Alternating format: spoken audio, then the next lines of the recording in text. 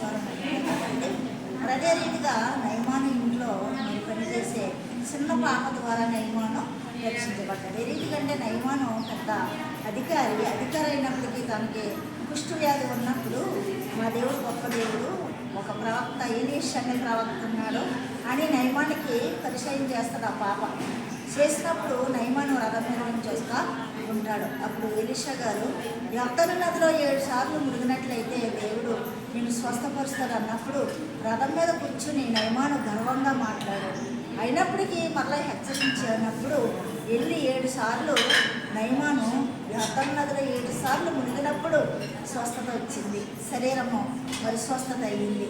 అలాగే ఆ యొక్క స్వస్థత అయినప్పుడు కృతజ్ఞత కలిగి ఆ నయమాను వెళ్ళి మరి యొక్క బట్టలు ఇవన్నీ నయమానికి ఇవ్వమని ఈ రాజు చెప్పినప్పుడు మరి ఎలీషాతో ఉన్నటువంటి మరి గేహాజీ మరి తనకు కానిదాన్ని ఆశించి అదంతా ఎలీషాకి తెలియకుండా మరి అవన్నీ దాచిపెట్టుకున్నాడు.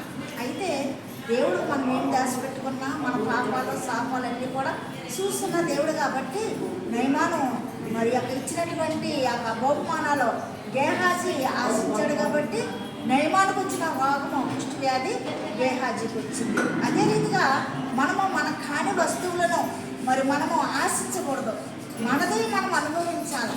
మరి చూడండి, చాలామంది భర్తలు భార్యను మోసం చేస్తారు, భార్యలు భర్తను మోసం చేస్తారు, కానీ అది దేవుడు చూస్తాడు, ఈ దినాల్లో నిలబడతాడు. అయితే ఈ యొక్క అదే రీతిగా మరి యొక్క ఎవరో మన సంసారం కూడా అయితే ఫిలిస్తీయ స్త్రీలను ఆశించి దైలాలను ఆశించి మన జీవితాన్ని నాశనం చేసుకున్నాడు. దేవుడు ఏర్పరచుకున్నాడు సంసోన్ని. తన బలమంతా మరి నశించిపోయింది, ఎన్నో శ్రమలు పడ్డాడు, చివరికి తెలుసుకుని రక్షించబడ్డాడు. కానీ తెలుసుంటే మనము ఇతరులతో ఏది కూడా ఆశించకూడదు. అదే రీతిగా యోధా కూడా దేవుడితో ఉంటూ మరి యొక్క దేవుణ్ణి డబ్బు ఆశించి 30 నాణ్యాలకి మరి యేసాయిని అమ్మివేసినప్పుడు యోధా కూడా నశించిపోడు, తనకనే ఉరివేసుకుని చనిపోయాడు. అదే రీతిగా సౌలు రాజు మరి దావీదుని చంపాలని ఎన్నో కుతంత్రాలు పడుతాడు. అయితే దేవుడి కృపను బట్టి దేవుడు దావీదుతో ఉన్నాడు కాబట్టి దేవుడు మరి దావీదును నా హృదయానుసారుడు అన్నాడు కాబట్టి దావీదు మరి బ్రతికి దేవుడికి స్థితులు చెల్లిస్తూ 150 కీర్తనలు రాస్తాడు. అందుకే మనము మన కానిది మన పొరుగు వారిది ఏది కూడా ఆశించకూడదు.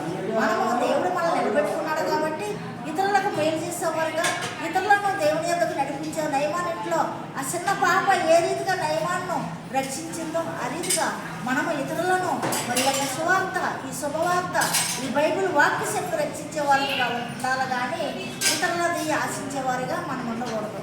ఆ రీతిగా ఉండే శాపగ్రస్తులం అవుతాము. ఈ యొక్క వాక్యం దేవుడు దీవించగాక. సబ్స్క్రైబ్ చేయండి, మీ ఫ్రెండ్స్కి షేర్ చేయండి, లైక్ కొట్టండి. అన్న మినిస్ట్రీ గురించి మీరందరూ ప్రార్థన చేయండి. మీ అందరికీ వందనాలు.